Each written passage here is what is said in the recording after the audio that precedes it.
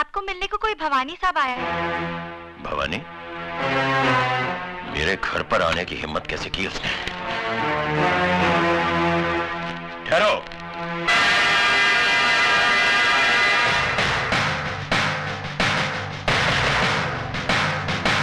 हमारी बातें घर की चौखट के बाहर ही हो तो बेहतर है। सुना था 2 दरवाजे किसी के लिए बंद नहीं होते, एक अस्पताल का और दूसरा पुलिस का। लेकिन ये मेरा घर है और इसी घर की चौखट पर लिखा है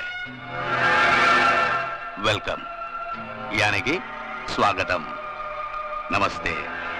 इजाजत हो तो मैं अंदर आ जाऊं? नमस्ते भाभी जी, नमस्ते। मैं जगपति भवानी। जिक्र चलता होगा कभी कभी मेरे नाम का। इस घर में सिर्फ भले लोगों का जिक्र होता है। देखा, भाभी भी नाराज, आप भी दुखी और मैं भी परेशान। और ये सब किसकी वजह से? सिर्फ उस लड़के अजय की वजह से, जो ना आपका कुछ लगता है ना मेरा। वजह वो लड़का नहीं, तेरे कर्म है भवानी, जो तुझे मेरी चौखट तक खींच लाए हैं। अरे हाँ, रात भर मैं भी यही सोचता रहा कि बदनामी के इस दाग को किस तरह से धोया जाए। और अचानक मुझे यह ख्याल आया कि पैसा वो साबुन है जो बदनामी के हर दाग को धो सकता है। और यही सोचकर मैं साबुन नहीं, पूरी वॉशिंग मशीन ही उठाकर ले आया। जी हाँ बटुकलाल। जी साहब। ले आओ। चलो उठाओ।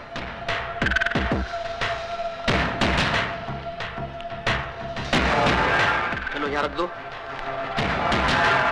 आराम से। तुम लोग जाके बाहर बैठो। चलो चलो, मैं आता हूँ।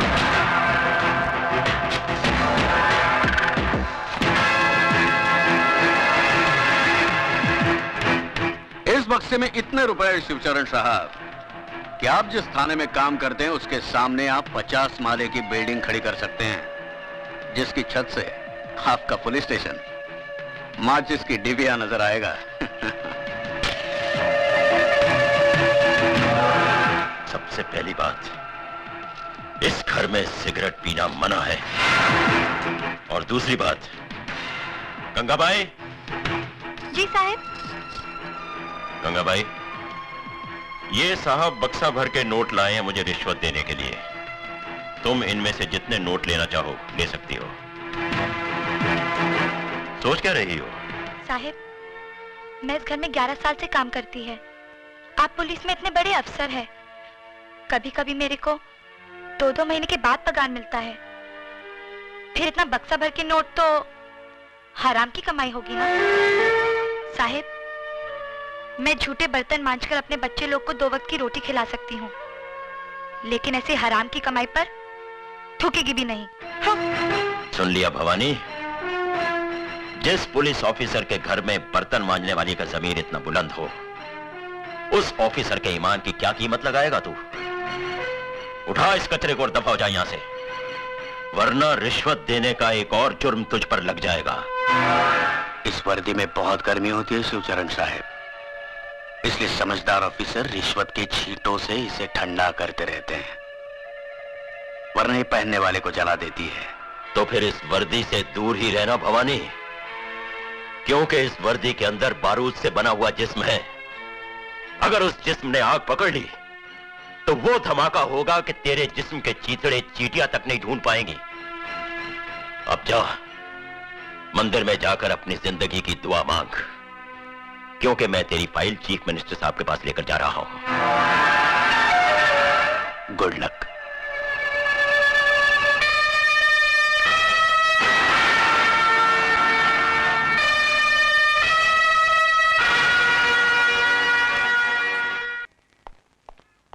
Good morning sir. What is good about this morning? हाँ? सुबह 9 बजे आने को बोला था और अभी आ रहे हो? सर वो क्या हुआ कि देखो, जिंदगी में थोड़ा सीरियस होना सीखो। मैं जल्दी में हूं, सुमित्रा से जाके मिलो, वो तुम्हें सब कुछ समझा देगी। Okay sir.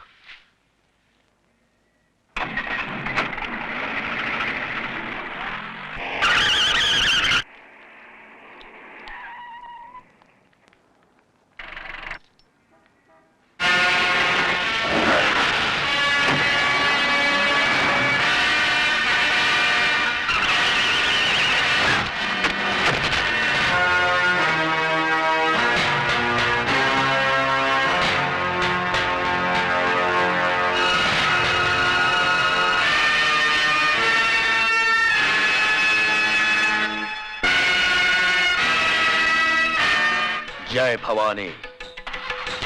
चलो।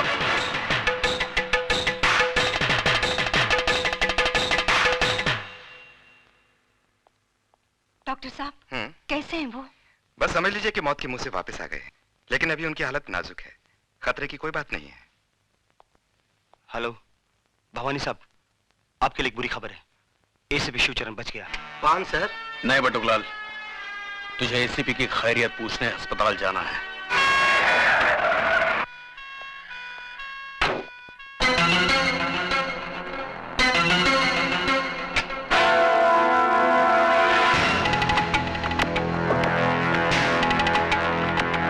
सुनिए, मुंह खोलिए।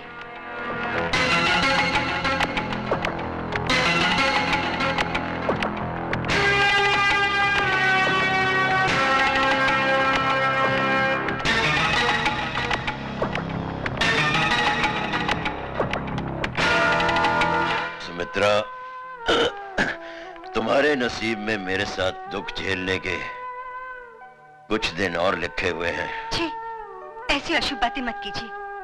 देखना, आप बहुत जल्द अच्छे हो जाएंगे। बिल्कुल ठीक कहा आपने भाभी जी, कुछ ही दिनों में चंगे भले हो जाएंगे। वैसे जो कुछ भी हुआ अच्छा नहीं हुआ भाभी जी। मैं तो कहता हूँ इस मामले की इंक्वायरी ऊपर से होनी चाहिए।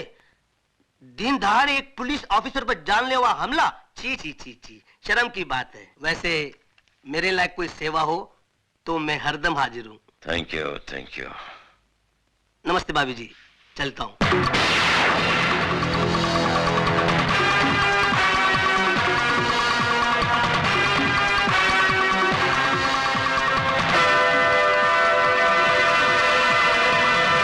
Morning sir. आओ अजय। सर, मैंने अभी अभी भवानी के पीए को जाते हुए देखा। वो यहाँ आया था? हाँ, देखने आया था कि मैं जिंदा हूँ कि मर गया। इसका मतलब आप जानते थे कि आपको मारने में इन लोगों की साजिश थी? और कौन हो सकता है? तो फिर आपने इन लोगों को गिरफ्तार क्यों नहीं किया? क्या फायदा? वो अदालत में साबित कर देते कि इस हादसे में उनका कोई हाथ नहीं है। उनके खिलाफ कोई गवाही भी नहीं देगा, और फिर हमारे पास कोई सबूत भी तो नहीं है।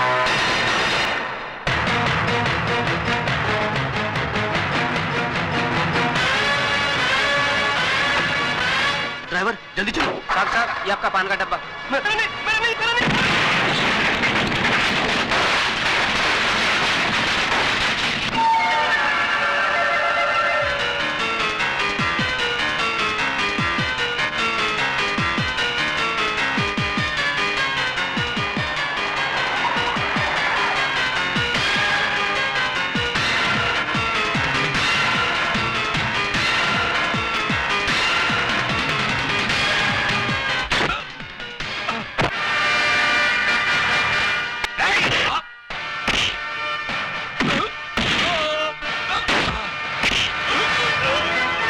तेरे लिए दो बुरी खबरें हैं भवानी।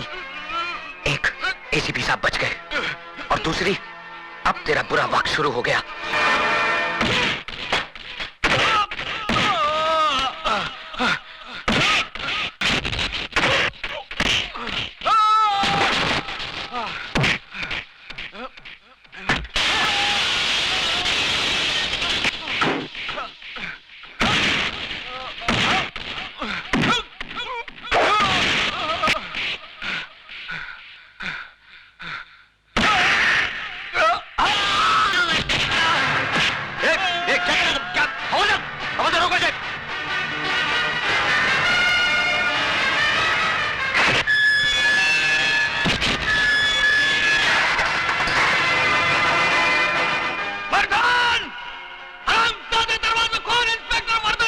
देखा, यही है वो हरामजादा जिसकी वजह से तुम्हारे साथ जिंदगी और मौत से अकेले जूझ रहे। आज वो इसके जुनून का शिकार हुए हैं। कल तुम्हारी बारी हो सकती है, और यही होगा एक दिन, क्योंकि मुजरिम उस सांप की तरह होता है जो भूख लगने पर अपने बच्चे तक निकल लेता है। तुम लोग तो फिर भी गैर हो। पाप की उम्र बहुत लंबी होती है साहब, लेकिन पापी की उम्र बहुत छोटी। मैंने ज्यादा किताबें तो नहीं पढ़ी साहब, लेकिन जिंदगी ने इतना जरूर सिखा दिया है कि हराम की अय्याशी से इज्जत का फाका कहीं बेहतर है। इस वर्दी की आबरू और नीलाम मत करो साहब। आप इतने मोहताज नहीं कि ऐसी रोटी ना कमा सको जो ईमानदारी के आटे से बनी हो और सच्चाई की आंच पर पकी हो। कोशिश करके देखो, बहुत सुकून मिलेगा।